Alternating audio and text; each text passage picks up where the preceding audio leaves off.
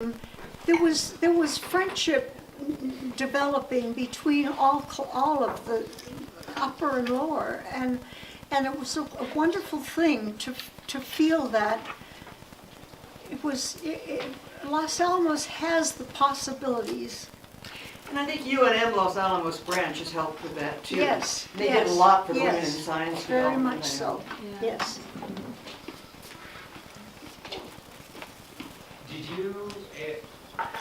Did you experience discrimination? Did your family experience discrimination when they were? Oh, growing very, up? very much so, very much so. Because of their slowly developing language, it took, whenever they showed themselves up, that they were not hired as rapidly as anyone else. My sister, as a woman, found that was a whole nother reason for her discrimination, but still, that immigrant status at first. In time, when my father got work at a very high-class school for children, he was the janitor, and my mother became a cook. Then, actually, he was asked to talk to these wealthy children and talk about his Ukrainian past, and they thrived there, which kind of startled him because he expected the same kind of discrimination, but things change over years. Oh, that was great.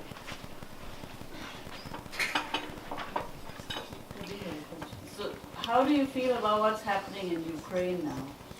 Oh, I was in the Ukrainian community. There was this constant patriotism toward the Ukrainian country. We sang the songs, we danced the dances, and then at long last, in 1990, Ukraine becomes free.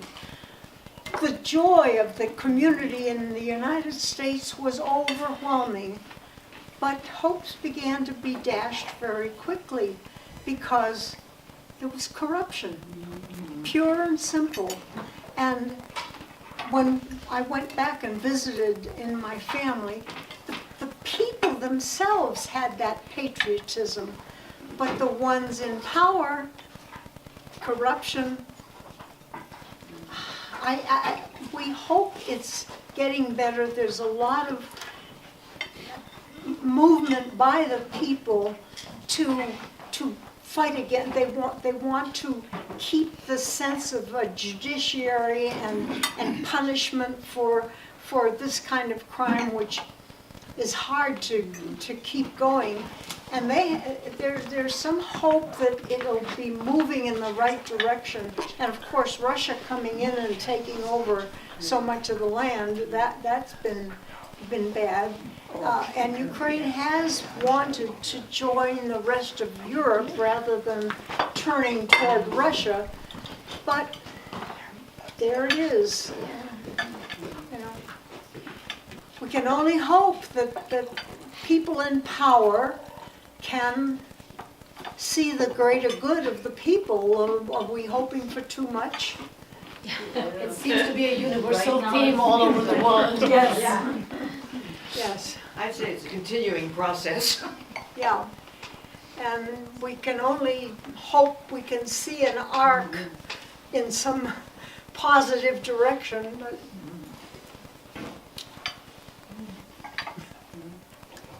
What copies of your books here, Stephanie? Because I've read it and it's a wonderful tale. It is. well, I am the sole purveyor. It's actually on Amazon. So, self-published book. But I felt my parents' story and my sister's story were pretty interesting. And you know, I've heard many immigrant stories, but I can only write about what I know. So I wrote about them, and I've been very pleased with people's comments about the book. There was a difference even between my sister being an immigrant brought up in the slums and me brought up in really nice surroundings, and kind of compare our stories. It's called An Ocean Between, as he said, and it was celebrating the fact that they survived with a whole ocean between them and their family. They never saw their families again. And we went back and visited there, so we at least made some contact, but anyway, that's what my book's about. And like I say, it's on Amazon.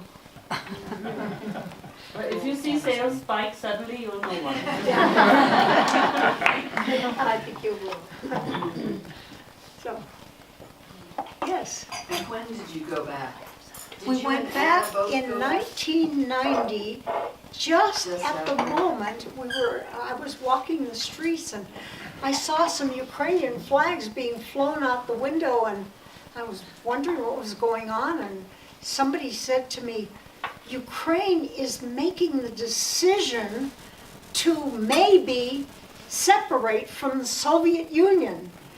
And that night, they had a gathering in a huge athletic stadium, and the stadium was filled with people, and they all were there, and they were talking in Ukrainian, and the car went around with a big Ukrainian flag, and they were singing songs.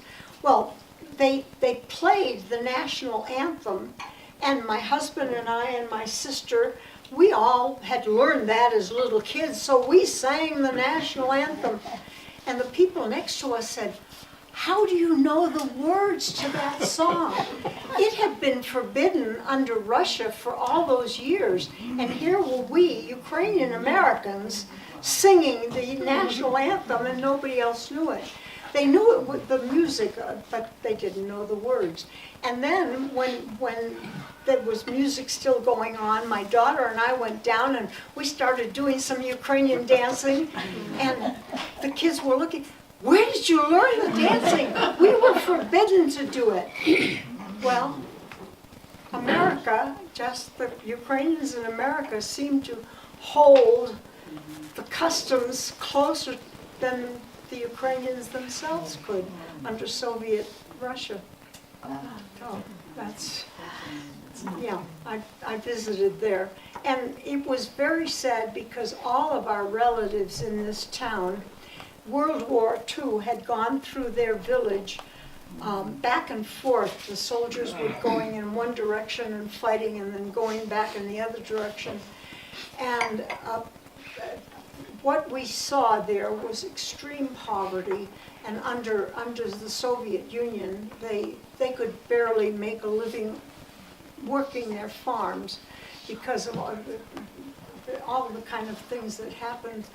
And so it was quite sad, actually, what we saw. But it is better now, I think. I hope. Did you speak Ukrainian into your adulthood? Pardon? Did you I'm a little hard of hearing, and I can't. Did you speak Ukrainian into your adulthood? Did you, your sister? Well, when my sister was a child, my parents spoke only Ukrainian, so she learned it really well. When I was a child, they had already learned English. So they talked among themselves in Ukrainian, so I learned kitchen Ukrainian. I could speak all about I want some dinner or whatever. I never really learned the intellectual language. I could speak it fluently, but my vocabulary was pretty small. And when we went to Ukraine on that visit, my sister and I were talking Ukrainian as best we could. She was fluent. She was always fluent. And later, one of the women took us in a taxi cab to buy a black market instrument that my daughter wanted to play. So she was talking to the taxi cab driver as though I wasn't there. The taxi cab driver asked her, "And do they speak Ukrainian?" And she said, "Oh, the sister speaks beautifully. But that one.